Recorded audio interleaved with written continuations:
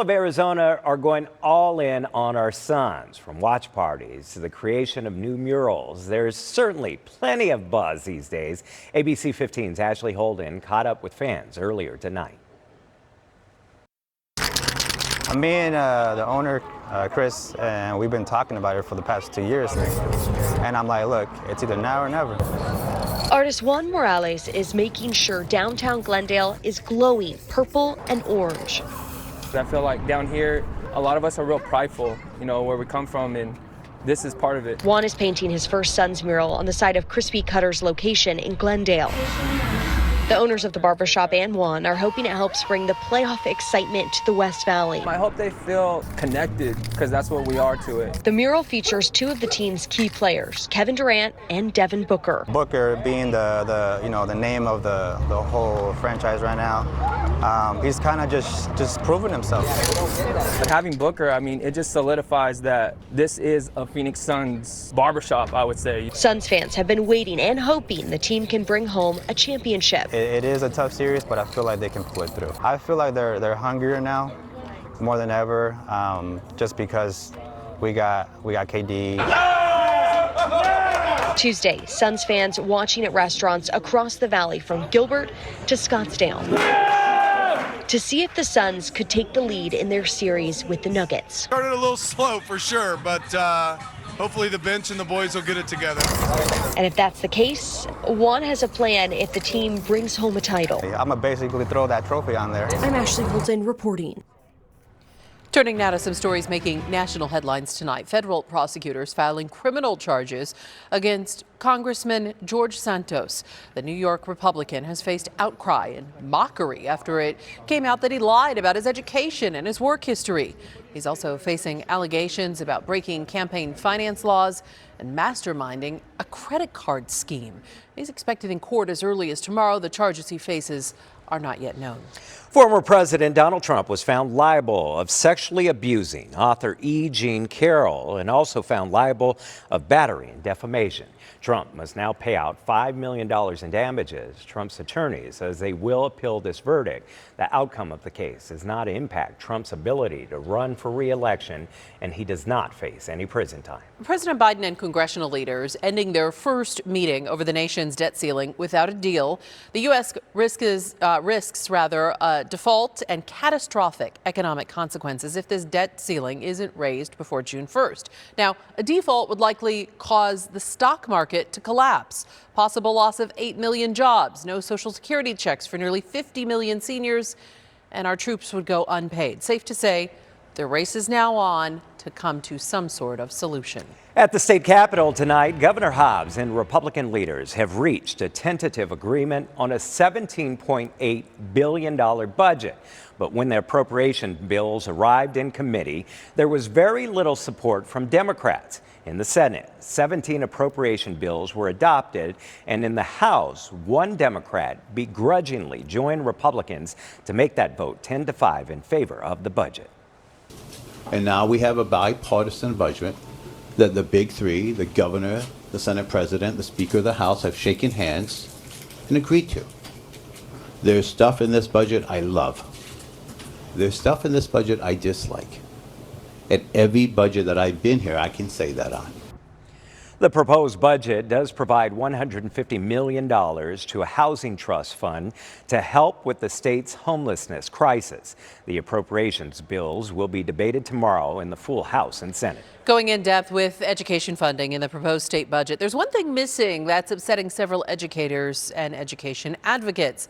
No caps nor cuts were placed on universal school vouchers. That's the Empowerment Scholarship Account program that Governor Hobbs previously said she'd roll back. I hope she doesn't cap it, because how can you put two children up there and decide which one gets the opportunity, which one doesn't? Rolling back the CSA voucher program, or at least capping its growth, is really critical to the future of our public schools. In a news conference on Monday, Hobbs agreed the universal ESA program is draining resources from public education, but says she's in a place where she needs to negotiate what the proposed budget would do to get rid of former Governor Ducey's results-based funding, freeing up $300 million for all public schools. That money, however, cannot be used for teacher pay. We've got restrictions at the border that are expiring in just days. All new at 10, what the changes mean for Arizona, the impact at Sky Harbor Airport. Take your pet to the vet without leaving your house. The new law expected to be a huge help for animal owners. Travel back in time and relive part of your childhood. The new lounge in the valley that'll have children of the 80s feeling nostalgic.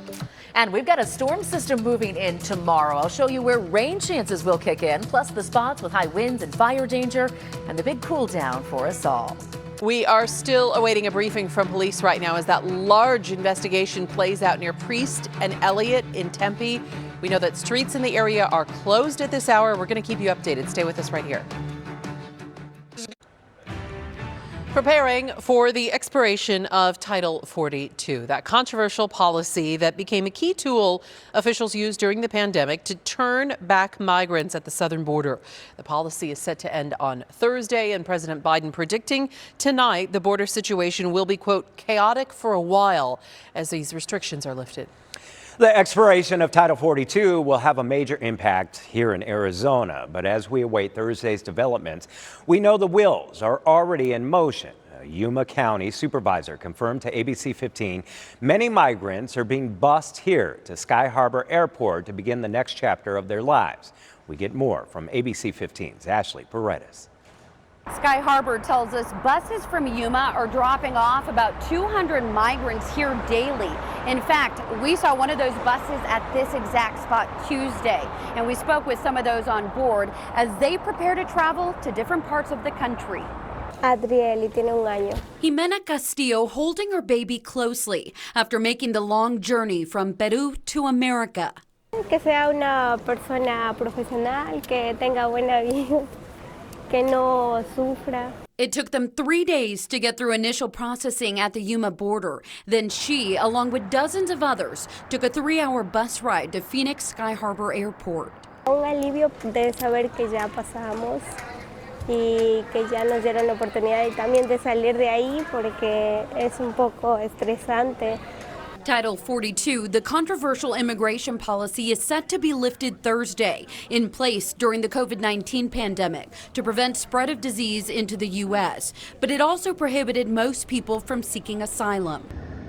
This is what we are currently seeing at the Yuma border. Yuma County Supervisor Jonathan Line sending us this video showing migrants coming in through the Morelos Dam and gaps in the border wall, already making their way, knowing they will be allowed to stay. They should have their paperwork in order as well as sponsors.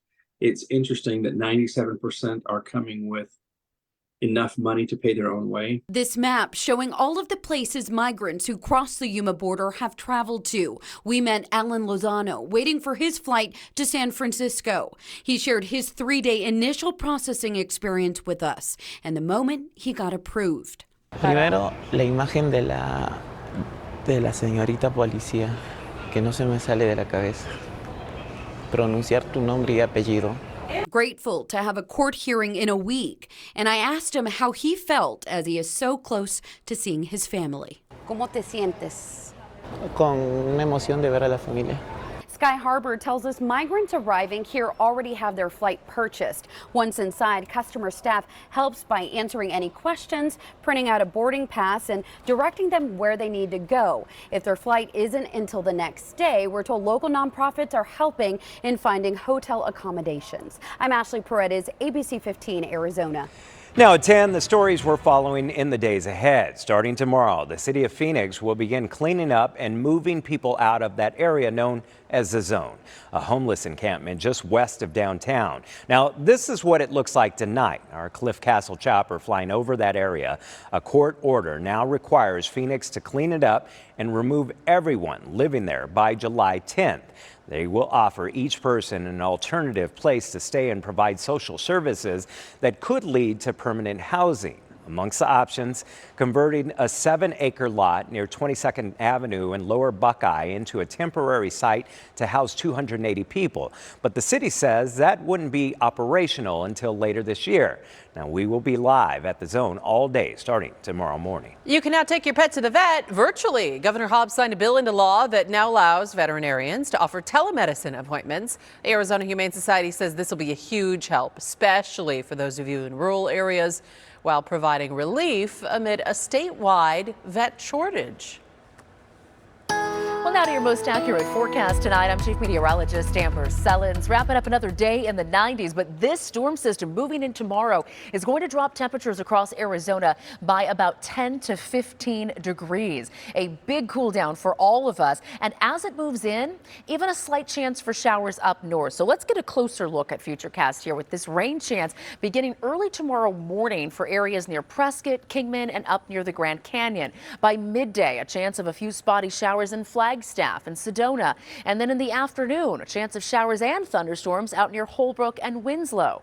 All of that will clear out late tomorrow night. We don't expect a whole lot of measurable rain in many of those locations, but for the areas that do get thunderstorms, we may pick up a little bit here and there. For the valley, we don't get anything. No chances for rain out of this one. An increase in winds, though, by the middle to end of the day. For the valley specifically, I think those breezes will pick up around 2 or 3 in the afternoon and continue until after sunset.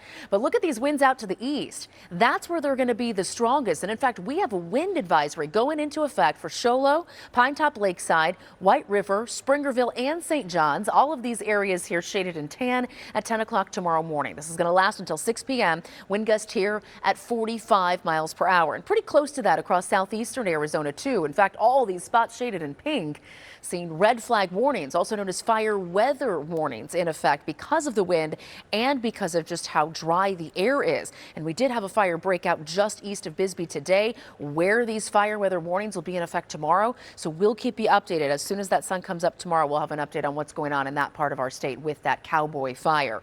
For the valley, light winds in the morning, 62 degrees at 6 a.m., 70 at 10. We get up into the lower 80s around 4 p.m. as those breezes pick up. That'll be 12 degrees lower than where we ended up today if we hit 81 here in Phoenix tomorrow, which is what we have in the forecast for you. We start out at 62 early tomorrow morning, a freezing 32 up in Flagstaff, and overnight lows will be in the 40s in Prescott and Payson. High temperatures in those spots tomorrow in the 60s and 70s farther south into Casa Grande and Tucson. Really a nice day overall. Flagstaff in the 50s tomorrow. Then this low pressure system heads out of here. High pressure builds in next, and this will bring the triple digits back to the valley by Saturday before the next storm system affects us. But this one is a little wonky. It's not going to come in from the west. It's going to form to our south and push back to the west over the Pacific, kind of how our inverted troughs during the monsoon season do. And so we're going to pick up this moisture from the south. We're going to see chances for showers and thunderstorms here starting on Sunday for Mother's Day and continuing into early next week as well. Afternoon stuff once we get the daytime heating going. So there's your 7-day forecast. 81 tomorrow, 96 Friday, 100 on Saturday, upper 90s early next week with breezes and a slight chance for storms each day. We have an update to that breaking news out of Tempe. Investigators have now confirmed there was a police shooting tonight near Priest and Elliott. Officers say a suspect was shot and rushed to the hospital. We're told no officers were hurt. We're working to sort out exactly what led up to that shooting.